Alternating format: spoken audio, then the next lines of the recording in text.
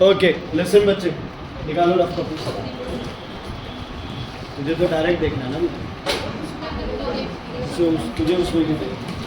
Listen बच्चे, listen everyone, pay attention, ध्यान से सुनो। ओके, चैप्टर है बच्चे आज जो रिवाइज कर रहे हैं सी। क्या? सी। कुछ इसमें आपके पास डिफरेंस बिटवीन काफ़ी सारे, ठीक है, तो हमें उन डिफरेंस को समझना है सबसे पहले।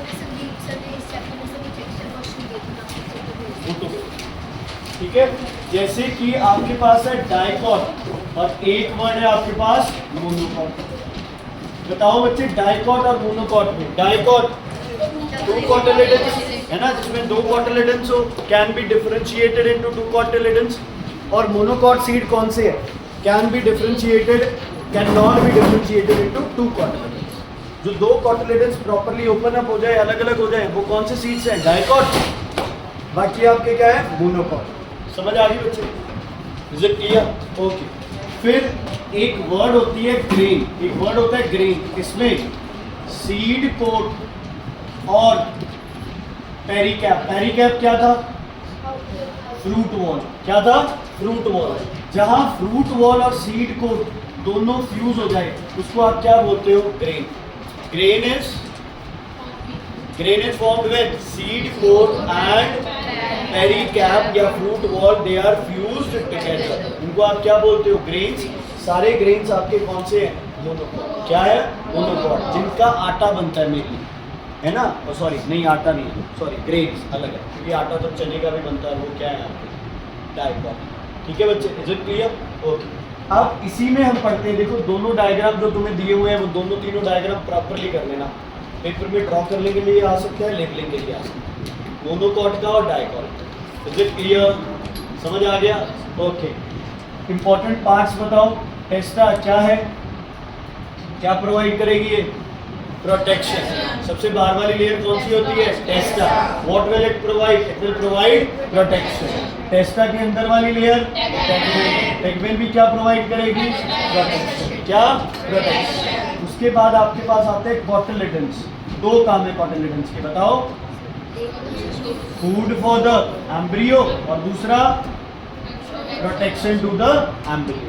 कॉटिलेडन्स क्या करेंगे? प्रोवाइड करेंगे फूड, और क्या प्रोवाइड करेंगे? Protection to the embryo. Cotyledons क्या प्रोवाइड करेंगे? फूड, और दूसरा protection to the embryo. Protection to the embryo, protection to the embryo. Is it clear? Any problem in this? कोई दिक्कत है तो बताइए। नहीं है? आगे बढ़े। ओके। एक होता है एंडोस्पर्म। क्या? एंडोस्पर्म। बस अभी के लिए इतना याद रख लो, endosperm provides food, nourishment, nutrient, provides food. कौन? एंडोस्पर्म। एक सीड के अंदर, गोइंका जी, एक सीड के अंदर छोटा सा होल होता है, उसको क्या बोलते हो? माइक्रोपाइल। क्या बोलते हो उसे? माइक्रोपाइल। माइक्रोपाइल से क्या एंटर करता है सीड के? वाटर और ऑक्सीजन, और बाहर कौन निकलता है? CO। ठीक है, तो माइक्रोपाइल दो काम देता है, एक एब्जॉर्ब्स वाटर, दूसरा exchange of respiratory gas. Respiratory लिख लेना, रेस्पिरेटरी वर्ड का मतलब क्या हो जाएगा? Oxygen and carbon dioxide. Clear है बच्चे? Okay, micropyle. और ये हो गया हाइलम, वो जगह है जहां ये सीड किससे अटैच था?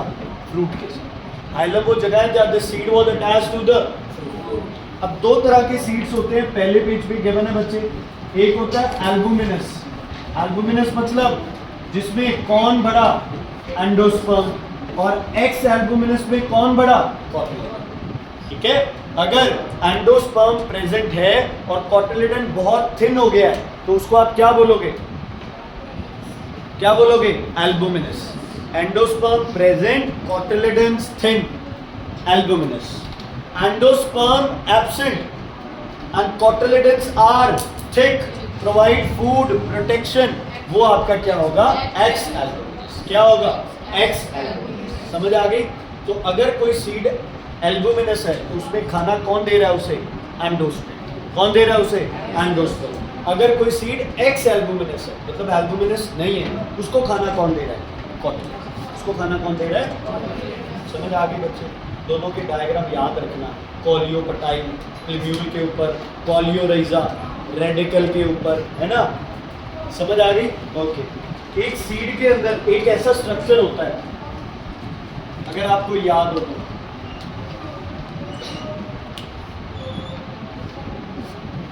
क्या बोलते हैं स्ट्रक्चर को? क्या बोलते हैं इसे? क्या बोलते हैं इसे? क्या बोलते हैं इकट्ठा इसे? एम्ब्रियो। क्या बोलते हैं इसे? इसको दो हिस्सों में डिवाइड कर दो। जो बिल्कुल टिप है इसका नाम क्या है? पेरिडिकल। और जो ये लीफी स्ट्रक्चर है, शाबाश, इसका नाम क्या है? लिम्ब्यूल।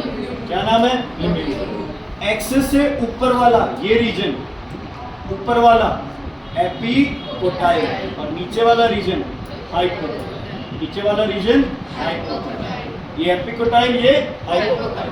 एम्ब्रियोनिक एक्सिस से ऊपर वाला रीजन एपिकोटाइल, एम्ब्रियोनिक एक्सिस से नीचे वाला रीजन हाइपोकोटाइल। समझ आ गया बच्चे?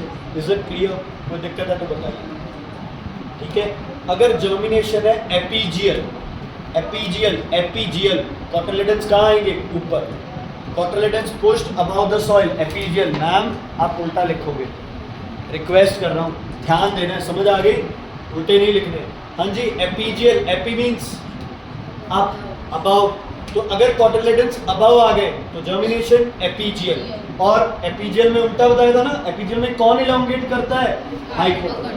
कौन इलोंगेट करता है? हाइपोकोटाइल। ठीक है, तो हाइपोकोटाइल बढ़ता रहेगा और ये चीजें बाहर आ जाएंगी। दूसरा, कौन सी germination? Hypogeal germination. Hypogeal germination में क्या होगा? कोटिलेडन्स, हाइपोजियल में कोटिलेडन्स, कोटिलेडन्स कहाँ रहेंगे? नीचे। कोटिलेडन्स पुश्ड, कोटिलेडन्स पुश्ड, ठीक है, या पुश्ड नहीं, आप सिर्फ ये लिखोगे cotyledons remain below the soil surface. वो कौन सी है? हाइपोजियल। हाइपोजियल में कौन इलोंगेट करेगा? एपिकोटाइल। ध्यान रखना, हाइपोजियल से इलोंगेट कौन करता है? एपिकोटाइल। ठीक है, एपीजियल से इलोंगेट कौन करता है? Hypocotyl. Epigeal above the soil कौन? कोटिलेडन्स। ये लिखना है, तुम लोग लिख देते हो it is a germination above the soil, नहीं, cotyledons pushed above the soil. और दूसरे में cotyledons remain below, cotyledons remain below. Is it clear बच्चे? कोई दिक्कत है तो बताइए, आगे बढ़े। क्लियर है? अच्छा, मुझे ये बताओ जर्मिनेशन की कंडीशंस। पहली ऑक्सीजन। क्यों चाहिए ऑक्सीजन? क्यों चाहिए ऑक्सीजन? रेस्पिरेशन। तो germination is a process of germination uses respiration. क्यों? क्या चाहिए उसे? क्या चाहिए उसे? एनर्जी। क्या चाहिए? एनर्जी किसके लिए? ग्रो करने के लिए ना, है ना? तो एनर्जी किससे मिलेगी? रेस्पिरेशन से। रेस्पिरेशन के लिए क्या चाहिए? ऑक्सीजन। क्या चाहिए? ऑक्सीजन। रुक जा, क्या चाहिए उसे? ऑक्सीजन। तो why does a seed require oxygen for germination? Because it requires energy and during germination what takes place? Respiration. तो रेस्पिरेशन की इक्वेशन पता है क्या होती है? बताओ। CH2O6 plus CO2। Carbon dioxide ही तो लेते हैं रेस्पिरेशन के लिए, है ना? वेरी गुड, ये सिर और हिलाए जा रहे हैं। कार्बन डाइऑक्साइड लेते हो, ऑक्सीजन, क्या बनेगा?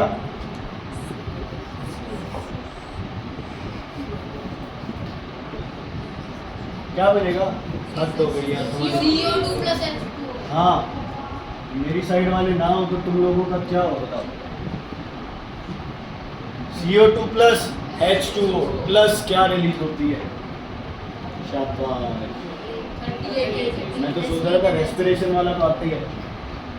38 38 समझ आ गया? C6H12O6। ये कहाँ से मिलेगा सीड? ये बता दे कोई, कहाँ से मिलेगा सीड को? सीड को ये खाना कहाँ से मिलेगा? वेरी गुड विनय, कहाँ से मिलेगा ये? कोटिलेडन्स। और अगर सीड एल्बुमिनस है तो एंडोस्पर्म। समझ आ गई? कोटिलेडन खाना देते हैं जिसे ऑक्सीजन ऑक्सीडाइज करता है और क्या बना देता है? CO2 plus H2O plus 38 AT। समझ आ गया? ओके। दूसरा फैक्टर, एक तो ऑक्सीजन हो गया, दूसरा क्या? मॉडरेट नहीं, ऑप्टिमम टेम्परेचर। क्या बोलोगे? क्या होता है ऑप्टिमम टेम्परेचर? कितना? 25 to 35 degree Celsius. 25 to 35 degree Celsius. 25 to 35 degree Celsius. Is it clear बच्चे? कोई दिक्कत, कोई प्रॉब्लम है तो बताइए। 25 to 35 डिग्री सेल्सियस। क्लियर है? अच्छा, अगर 25 से नीचे आया एंजाइम एक्टिविटी स्लो, 35 से ऊपर एंजाइम एक्टिविटी स्लो, और 40 के बाद enzyme activity stop. Tilling of soil क्यों जरूरी है? That creates air gaps and oxygen gets mixed with soil and roots get their oxygen. ठीक है, जर्मिनेशन का रोल नहीं है, रूट्स गेट देयर ऑक्सीजन। कोई सीड अगर ज्यादा गहरा लगा दिया तो उसको क्या नहीं मिल पाएगी? ऑक्सीजन। क्या नहीं मिल पाएगी उसे? ऑक्सीजन। तो क्या वो जर्मिनेट करेगा? नहीं, हो सकता है वो जर्मिनेट ना करे। इज इट क्लियर बच्चे? कोई दिक्कत है तो बताइए। ठीक है, तीसरी कंडीशन जर्मिनेशन की, वाटर। क्या? क्या? क्यों चाहिए वाटर? शाबाश, मुझे तो बताइए। टेस्टा को क्या करने के लिए? सॉफ्ट। क्या करने के लिए? सॉफ्ट। और सीड क्या होता है? पानी लेके स्वेल, है ना?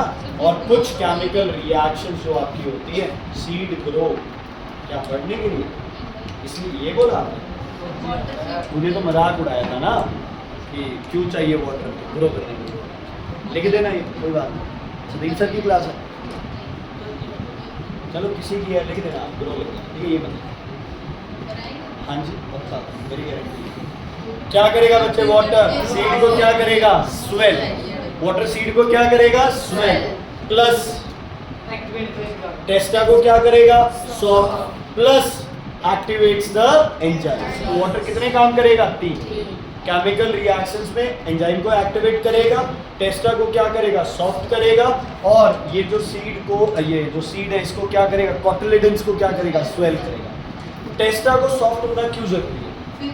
तभी एम्ब्रियो अंदर से बाहर निकलेगा, है ना? एंजाइम को क्यों जरूरी है? तभी सीड अपनी क्या तोड़ेगा? डॉर्मेंसी। क्या तोड़ेगा? डॉर्मेंसी। डॉर्मेंसी क्या कंडीशन है? Inactive embryo in conditions of, in unfavourable condition. Inactive embryo in unfavourable condition. Favourable condition बताओ दोबारा तीनों। Water, oxygen, optimum temperature. Water कहाँ से मिलेगा? माइक्रोपाइल से। ऑक्सीजन कहाँ से जाएगा? माइक्रोपाइल से। और टेम्परेचर तो सराउंडिंग में रहेगा। इज इट क्लियर बच्चे? कोई दिक्कत? हाँ जी, कोई दिक्कत या नहीं? चलो ध्यान से। अब आते हैं बच्चे इसके एक्सपेरिमेंट्स, जिसमें सबसे ज्यादा उलझते हो। ध्यान दो बच्चे, एक्सपेरिमेंट में पहले तुम ये जानो कि जो केमिकल है क्या होता है।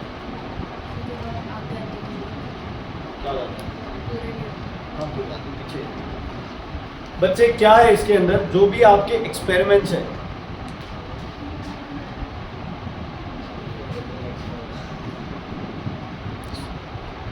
चल भी रहा है नहीं? देखो बच्चे, जब भी क्या होता है, जब भी आप कोई एक्सपेरिमेंट स्टडी करते हो तो आप देखो उस एक्सपेरिमेंट में केमिकल क्या यूज हो रहा है। क्या देखोगे उस एक्सपेरिमेंट में? केमिकल क्या यूज हो रहा है। 3-4 केमिकल है आपके पास। पहला केमिकल क्या है आपके पास? पायरोक्सालिक एसिड। एक केमिकल आपके पास क्या है? Lime water. और केमिकल आपके पास क्या है? Soda lime. सोडा लाइम का फॉर्मूला लिख लेना जरूरी है, NaOH + Ca, या फिर कॉस्टिक पोटाश, या फिर कॉस्टिक सोडा। ये इतनी चीजें हो सकती हैं आपके पास। ठीक है बच्चे, इससे फालतू आपके पास कुछ नहीं मिलेगा। पायराक्लोरिक एसिड क्या करता है? ऑक्सीजन को एब्सॉर्ब। लाइम वाटर CO2 की प्रेजेंस को क्या करता है? डिटेक्ट। और ये दोनों CO2 क्या करते हैं? ऑब्जर्व नहीं,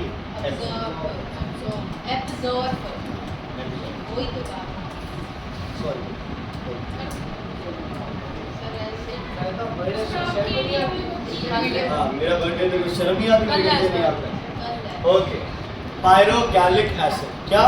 पायरोगैलिक एसिड। ध्यान से सुनना बच्चे, पायरोगैलिक एसिड ध्यान से सुनना। होता क्या है बेटा, अगर कहीं पे पायरोगैलिक एसिड प्रेजेंट है तो मतलब आप वहां से क्या निकाल रहे हो? ऑक्सीजन हटा रहे हो। ऑक्सीजन को मतलब आप क्या प्रूव कर रहे हो कि अगर ऑक्सीजन हट गई तो जर्मिनेशन नहीं होगी। तो आप क्या प्रूव कर रहे हो? Oxygen is necessary for germination. आपके पास दो कंटेनर्स है, एक में पायरोगैलिक एसिड है, पायरोगैलिक एसिड है, एक में नहीं है। तो जिसमें पायरोगैलिक एसिड है उसमें जर्मिनेशन होगा? नहीं होगा। तुम्हें पता है क्यों नहीं होगा? क्योंकि उसमें क्या नहीं है? ऑक्सीजन। तो एम पूछा जाए तो आप एम क्या लिखोगे? आप एम लिखते हो पायरोगैलिक एसिड एब्जॉर्ब्स ऑक्सीजन। अरे ऑब्जर्व्स, एब्जॉर्ब्स ऑक्सीजन, ठीक है। क्यों? क्यों? क्योंकि तुम इसी पे कंसंट्रेट कर रहे हो। तुम्हें किस पे कंसंट्रेट करना है? जर्मिनेशन। तुम बोलो अगर आपने जो केमिकल यूज किया है वहां से वो फैक्टर हट जाए तो जर्मिनेशन नहीं। समझ आ गई क्या? एम ही बता रहा हूँ। इसका जहां पायरोगैलिक एसिड होगा इसका एम है oxygen is necessary for germination. अगर आपने जर्मिनेशन के बाद लाइम वाटर रख दिया, लाइम वाटर क्या हो जाएगा? मिल्की। मतलब आप किसके बारे में बात कर रहे हो मंतेश्वर? Carbon dioxide. किसके बारे में बात कर रहे हो? अब तुम्हें जज करना है कि कार्बन डाइऑक्साइड रिलीज होगी या एब्जॉर्ब होगी? रिलीज। तो क्या लिखोगे? To prove carbon dioxide is release during germination या रेस्पिरेशन है तो रेस्पिरेशन। समझ आ गई? अच्छा, दो टेम्परेचर के वो लगा दिया आपने सीड्स के अंदर थर्मामीटर। किस वाले का थर्मामीटर का टेम्परेचर बढ़ेगा? जर्मिनेटिंग। किसका? जर्मिनेटिंग। तो क्या एम है इसका? Heat is produce during germination. ठीक है, लाइम वाटर आ गया तो क्या? जर्मिनेशन। सीड्स कर रहे हैं रेस्पिरेशन। जर्मिनेशन किसकी वजह से होगी? रेस्पिरेशन की वजह से। ठीक है, जर्मिनेशन तो चलो हम कह देते हैं कि सीड इनटू अ सीडलिंग जो बनता है वो जर्मिनेशन, लेकिन इसमें जो मेन प्रोसेस इन्वॉल्व है वो क्या है? रेस्पिरेशन। ठीक है, तो ये दोनों में काम आ जाता है। Is it clear? अच्छा, एक तरफ दोनों में थर्मोमीटर्स लगाते हैं। जर्मिनेशन वाले का टेम्परेचर जर्मिनेशन वाले का टेम्परेचर क्या करेगा? बढ़ेगा। दूसरे का नहीं बढ़ेगा। क्यों बढ़ेगा जर्मिनेशन वाले का टेम्परेचर? क्योंकि जर्मिनेशन के दौरान क्या प्रोड्यूस होगी? हीट। और अगर जर्मिनेशन नहीं है तो हीट प्रोड्यूस नहीं होगी। क्लियर है? कोई दिक्कत है तो बताइए। कोई दिक्कत, कोई प्रॉब्लम तो बताइए। नहीं है? आगे बढ़े। कोई दिक्कत है तो बता दो। नहीं, आगे बढ़े। अब ध्यान से सुनना, अगले जो फैक्टर मैं बता रहा हूँ तुम्हें। एक सीड बाहर है, एक सीड आधा पानी में आधा बाहर है, एक सीड बिल्कुल पानी में है। कौन सा जर्मिनेट ज़्यादा करेगा? ऊपर वाला कम ना के बराबर। ये क्यों? क्योंकि उसे क्या नहीं मिल रहा? अंदर वाले को क्या कम मिल रही है? क्या कम मिल रही है? समझ आ गई बच्चे? ओके, ध्यान से सुनना। एक तरफ फ्लास्क के अंदर, एक तरफ फ्लास्क के अंदर मैंने डाल दिया सोडा लाइम, एक तरफ फ्लास्क के अंदर कुछ भी नहीं रखा और इन फ्लास्क को एक पाइप से कनेक्ट कर दिया पानी के साथ। एक में क्या है? सोडा लाइम, एक में कुछ भी नहीं है और इनको कनेक्ट कर दिया पानी की पाइप के साथ। किसमें वाटर लेवल ज्यादा होगा? सोडा लाइम वाले में बढ़ेगा या इसमें? सोडा लाइम वाले में। पहले तो एम बताओ क्या है? सोडा लाइम क्या करता है? CO2 को एब्जॉर्ब। तो क्या प्रूव कर रहे हो? CO2 is release during germination या रेस्पिरेशन। समझ आ गई? आप इसी के अराउंड चलोगे, CO2, O2, वाटर। अच्छा, मुझे बताओ भाई ये पानी इंक्रीज क्यों किया? क्योंकि क्या क्रिएट हो गई उसमें? क्या क्रिएट हो गई? वैक्यूम। वैक्यूम। दियाशी जी बोलो, नहीं समझ आ रहा? बोलो क्या कह रहे हो? हैं? हो गया? आ जाए, बुला लो, प्यार से बुलाओ, आ जाएगा। आया प्लीज, आ जाए, आ जाए। सुनो, लिसन केयरफुली। समझ आ गया बच्चे? तो हमेशा जो केमिकल प्रेजेंट होता है उस पे दिमाग कंसंट्रेट करो, फिर जो प्रोसेस चल रहा है उस पे कंसंट्रेट करो, फिर दोनों की आपस में रिलेशन निकालो कि क्या रिलेशन मिल रही है। ठीक है, जैसे पायरोक्लोरिक एसिड है तो किसके साथ रिलेटेड है पायरोक्लोरिक एसिड? ऑक्सीजन। और प्रोसेस क्या देख रहे हो आप उसमें? जर्मिनेशन। तो चेक करो ऑक्सीजन और जर्मिनेशन का क्या रिश्ता है। तो एम क्या बनेगा? Oxygen is necessary for germination. अगर सोडा लाइम है तो सोडा लाइम और CO2 का क्या लेना देना है? आपस में एब्जॉर्ब करता है, किसके साथ? CO2 के साथ। और CO2 और जर्मिनेशन का क्या रिश्ता है? CO2 एब्जॉर्ब होती है, रिलीज होती है, रिलीज। तो क्या बन जाएगा? CO2 is release during germination. CO2 is release during germination. समझ आ गया बच्चे? Is it clear? कोई दिक्कत है तो बताइए। क्लियर है? कौन सा? हाँ जी, इसके वो रेस्पिरेशन प्लांट के साथ आप ये एक्सपेरिमेंट नहीं कर सकते दिन के टाइम। क्यों? क्योंकि फोटोसिंथेसिस होगा, वो जो भी कार्बन डाइऑक्साइड बनेगी उसे प्लांट खुद क्या कर लेगा? यूज कर लेगा। एक मिनट, सीड में कुछ रहता है तो दिक्कत आता है, रेस्पिरेशन में तो फिर करना ही है। अच्छा, वीवी पैरिस जर्मिनेशन क्या होता है? वीवी Paris when the seed germinates on the plant in the fruit. When the seed germinates on the plant in the fruit. जब सीड फ्रूट के अंदर ये प्लांट के ऊपर ही है, अगर वो वही रेडिकल और प्लूम्यूल निकाल ले या एम्ब्रियो क्या हो जाए? एक्टिव हो जाए, तो आप उसको क्या बोलोगे? वीवी पैरिस जर्मिनेशन। क्या बोलोगे? वीवी पैरिस जर्मिनेशन। ये लास्ट पेज पे इसका ये दो एग्जांपल नोट कर लो बच्चे। Rhizophora and mangrove, page number 54 पे राइजोफोरा एंड सोनारेशिया। क्लियर है बेटा?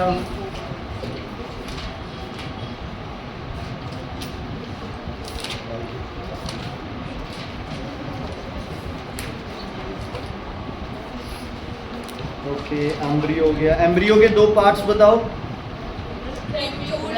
प्लूम्यूल एंड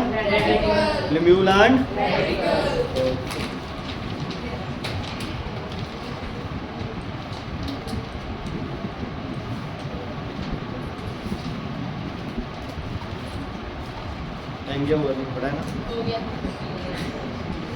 13 मिनट पढ़े। ओके, सुनो, होमवर्क लिखो।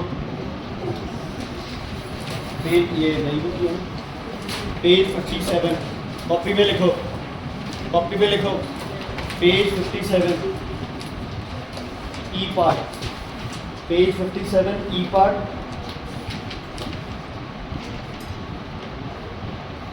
Page 56 D first, page 56 D first, page 56 D first, D first.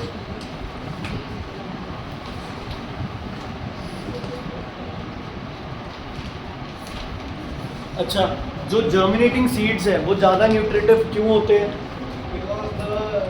Enzymes, है ना? एंजाइम्स क्या करते हैं? कोटिलिडन्स में क्या करते हैं? केमिकल रिएक्शन, जिसके लिए उनकी प्रोटीन वैल्यू क्या हो जाती है? बढ़ जाती है ना? जर्मिनेटिंग सीड्स में कौन अपना काम शुरू कर देता है? एंजाइम्स। और एंजाइम एक्टिविटी उसको क्या बना देती है बच्चे? न्यूट्रिएंट। क्या बना देती है उसे? न्यूट्रिएंट। क्या? वो तो बच्चे अलग चाहते हैं ना? नहीं, इट फर्टिलाइजेस द एग न्यूक्लियाई होता है, लेकिन ये तो आपका पीछे वाले चैप्टर में है ना, फर्टिलाइजेशन। नहीं, ये तो सीड है।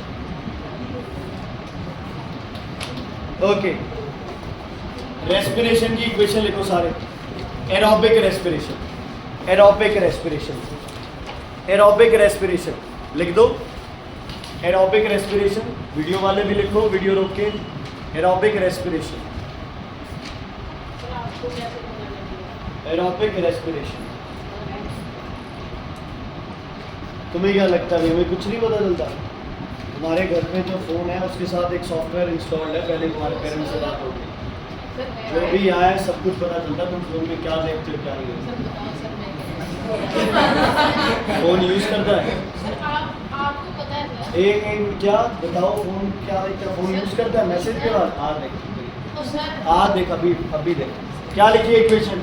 C6H12O6 plus 6O2 gives 6CO2 plus 6H2O plus 38 ATP plus heat energy plus heat energy. आप लिखो C6H12O6 plus O2 6O2, C6H12O6 plus 6O2 क्या लिखो plus 6O2 gives CO2 plus H2O plus 38 18। हाँ 6 ठीक है बच्चे, एरोबिक की इक्वेशन हो गई। अब एनारोबिक की इक्वेशन लिख के दिखाओ। C6H12O6 ऑक्सीजन यूज होगी नहीं, इसीलिए इसे क्या बोला है एनारोबिक। कार्बन डाइऑक्साइड बनेगा yes. C6H12O6 gives C6H12O6 gives direct क्या देता है ये इथेनॉल। क्या बनेगा C2H5OH, C2H5OH प्लस बोलो CO2 plus 2 ATP। Very very important, anaerobic और एरोबिक रेस्पिरेशन के आधार पर C2H5OH plus CO2 plus CO2 plus 2 ATP। Okay, aerobic respiration क्या चाहती है? एनारोबिक रेस्पिरेशन ऑक्सीजन नहीं जाती है ना। एरोबिक में एनर्जी क्या बनेगी ज्यादा, एनारोबिक में एनर्जी क्या बनेगी कम। क्या बनेगी एनर्जी कम। एरोबिक में ज्यादा, एनारोबिक में कम। एरोबिक में ज्यादा, एनारोबिक में कम। इज इट क्लियर बच्चे? ओके, रेस्पिरेशन के दो प्रोसेस लिख दो। पहला प्रोसेस क्या होता है रेस्पिरेशन के? दो स्टेप्स। पहला ग्लाइकोलाइसिस, पहला स्टेप ग्लाइकोलाइसिस, पहला स्टेप ग्लाइकोलाइसिस, ग्लाइकोलाइसिस पहला स्टेप। क्या होता है ग्लाइकोलाइसिस में? Glucose into pyruvate. Very good, glucose into pyruvate. Glycolysis में ग्लूकोज किस में चेंज होता है? पायरुवेट में। और कहाँ होता है ये ग्लाइकोलाइसिस? माइटोकॉन्ड्रिया के अंदर या उससे बाहर? बाहर, साइटोप्लाज्म। कहाँ होता है ये? साइटोप्लाज्म। कहाँ होता है ये? साइटोप्लाज्म। अगला क्या है? Krebs cycle. नेक्स्ट क्या है? Krebs cycle. Krebs cycle, Krebs cycle में क्या होता है? Pyruvate into CO2 H2O and energy. Pyruvate से क्या बनेगा? CO2 H2O और एनर्जी। CO2 H2O और एनर्जी।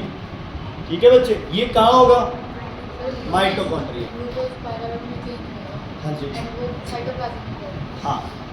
और पायरुवेट जो है वो माइटोकॉन्ड्रिया में क्या हो जाएगा? CO2 H2O और एनर्जी।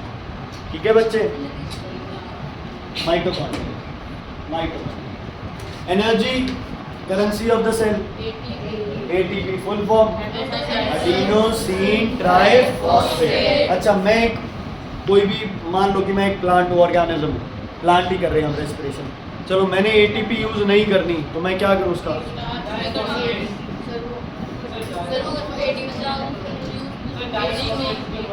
वेरी गुड, ट्राई से किसमें हो जाएगा? डाई, ATP बन जाएगा। ठीक है, ATP, D फॉर टाइगर से ADP, D फॉर डंकी बन जाएगा। ठीक है, ADP। समझ आ गई बच्चे? जब चाहिए होगा तब दोबारा फॉस्फेटिक होके और वो ATP यूज हो सकता है। चलो, adenosine diphosphate, D triphosphate, D diphosphate. ठीक है बच्चे, क्लियर है भाई? हो गया नहीं? ओके, ठीक है बच्चे, क्लियर है?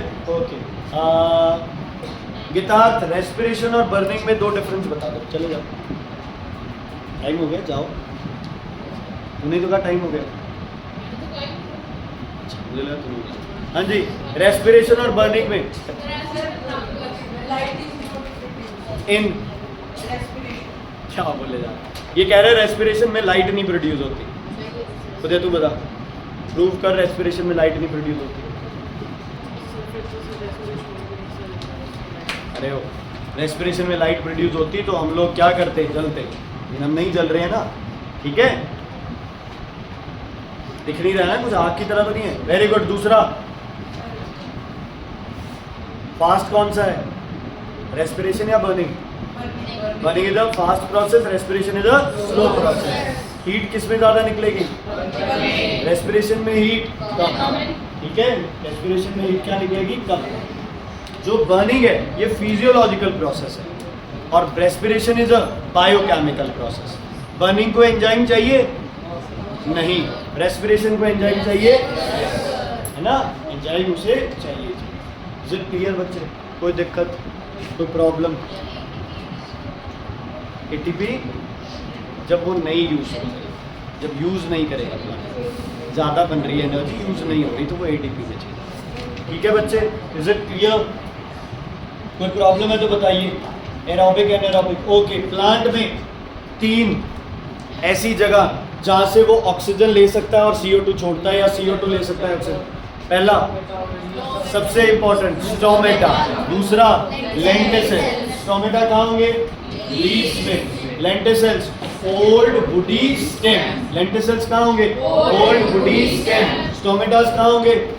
लीव्स और surface of root. Surface of root. Stomatas कब ओपन करते हैं, कब बंद?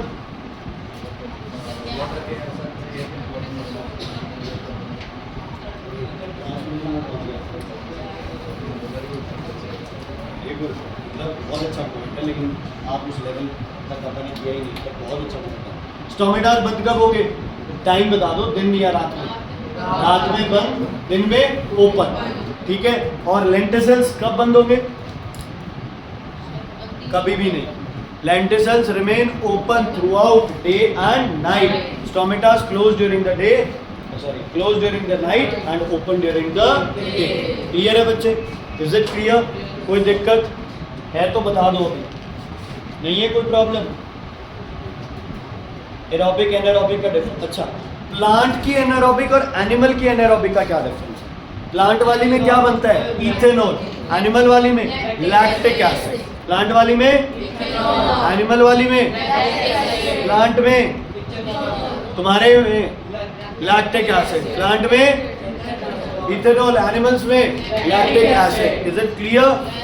गोइंका जी, मैंने आप लोगों को एनिमल बोला, तुम्हें बुरा नहीं लगा? हम किंगडम हमारी क्या है? एनिमेलिया, ठीक है। हाँ जी, आप बहुत तेज भाग रहे हैं, ऑक्सीजन की कमी आ रही है, जोड़ों में दर्द होने लग जाता है ना, मसल्स दर्द करने लग जाते हैं। आप भागते हो, दर्द नहीं करती मसल्स? 2 घंटे बचे। 2 घंटे क्यों यार? 2 घंटे क्यों? सिर्फ 5 मिनट पूरी अपनी स्पीड में भाग। तो बच्चे, हाथ तो पैरों में भी तो दर्द होता है। अरे यार, हद हो गई यार। अरे बेटा, तुम खुद बता दो, जो रेसर 100 मीटर की रेस भागते हैं, जो 100 मीटर की रेस भागते हैं ना, वो भी अपनी मैक्सिमम स्पीड से सिर्फ 60%, अगर वो पूरी रेस को 60% भी अपनी मैक्सिमम स्पीड से भाग लेना, तो सारे रिकॉर्ड टूट जाएं। इतनी स्पीड से भाग ही नहीं पाते हो। आप नॉर्मली भाग के देख लो, फुटबॉल के लिए जाते हो आप एक जगह से दूसरी जगह, कितनी सेकंड लगती है तुम्हें ग्राउंड कवर करने में? 4 से 5। बेटा, मैं ये कह रहा हूँ भाई, हम अपनी मैक्सिमम एफिशिएंसी पे पूरे टाइम पीरियड में थोड़ी से टाइम में काम करते हैं। जैसे आप ग्राउंड से एक जगह से दूसरी जगह भागने लगो, है ना, कोई भी जो नहीं भागता है वो भी भागने लगे, मैक्सिमम वो 15 से 20 सेकंड लेगा, इससे ज़्यादा तो नहीं। 25 हो गए। लेकिन अगर आपको 5 मिनट लगातार भागना हो यार, बहुत मुश्किल है। आप तो पैरों में दर्द होने लग जाएगा, अकड़ने लग जाएंगे हाथ पैर। क्यों? कौन सा एसिड प्रोड्यूस होगा? Lactic acid. हाँ, आप रोज भागे जा रहे हो तो पहले दिन 1 मिनट भाग पाओगे, दूसरे दिन 2, 3, 4, ठीक है। धीरे धीरे वो लैक्टिक एसिड की क्वांटिटीज क्या होने लग जाएगी? कम, क्योंकि अब आपकी बॉडी अडेप्ट हो गई। इसीलिए कहते हैं जब बहुत ज़्यादा सांस चढ़ती है, हाथों पैरों में दर्द होता है, तो बहुत तेज ऐसे सांस, लंबी सांसें लेनी चाहिए, है ना। सांस चढ़ता है, उसको नॉर्मलाइज करने का क्या तरीका है? ये नहीं कराते हो, ऐसे कराते हैं ना, ये नो कूलिंग डाउन होती है। ये किस लिए होती है? ताकि आप लंबी सांसें लो। ज़्यादा क्या सप्लाई करो बॉडी को? ऑक्सीजन। ऑक्सीजन करोगे तो लैक्टिक एसिड जो भी है वो क्या बना लेगा? CO2 and H2। क्या बना लेगा? CO2 and H2। दियाशी, एक्सपेरिमेंट में पायरोगैलिक एसिड है, तो एम क्या है? Oxygen is remove. ये देखो ये गलती करते हो आप। अब पता है क्या, हाँ जी, नेसेसरी फॉर द प्रोसेस। अगर पायरोगैलिक एसिड है, हम उल्टा चल पड़ते हैं, हम लिख देते हैं कि वो ऑक्सीजन एब्जॉर्ब कर लेता है। चलो उसने तो कर ली एब्जॉर्ब, एम क्या है आपके एक्सपेरिमेंट, समझ आ गई? Is it clear? ओके, आप बताओ मोक्षा। एनए लाइम वाटर दे रखा है एक्सपेरिमेंट में, तो आपके हिसाब से क्या एम होगा? Germination, respiration. Lime water CO2 को डिटेक्ट कर रहा है, मतलब CO2 आप क्या करवा रहे हो? प्रोड्यूस। अगर NaOH यूज कर रहे हो तो आप सारी CO2 क्या कर रहे हो? रिमूव। सारी CO2 क्या कर रहे हो आप? रिमूव। आपने एक जगह NaOH यूज किया, इधर लाइम वाटर किया, मतलब आपने प्रोसेस को क्या नहीं दी? Carbon dioxide. लेकिन अगर लाइम वाटर मिल्की हो गया तो इसका मतलब कार्बन डाइऑक्साइड कहाँ बनी है? उस प्रोसेस के अंदर। किसके अंदर? उस प्रोसेस के अंदर। दिन में रेस्पिरेशन होती है या रात में? दोनों में होती है। तो दिन में रेस्पिरेशन को ऑब्जर्व क्यों नहीं कर सकते? क्योंकि दिन में प्लांट क्या करता है? फोटोसिंथेसिस। जो भी CO2 बनेगी उसे प्लांट क्या कर लेगा? यूज, और क्या रिलीज कर देगा? ऑक्सीजन। ठीक है, इसीलिए जो प्लांट के साथ एक्सपेरिमेंट्स है वो कहाँ कंडक्ट करने चाहिए? डार्क में, या उसके ऊपर क्या रख देना चाहिए? ब्लैक। क्या रख देना चाहिए? क्या रख देना चाहिए? ब्लैक। इज इट क्लियर बच्चे? ओके, हाँ जी, lime water to detect CO2। हाँ जी, ओके।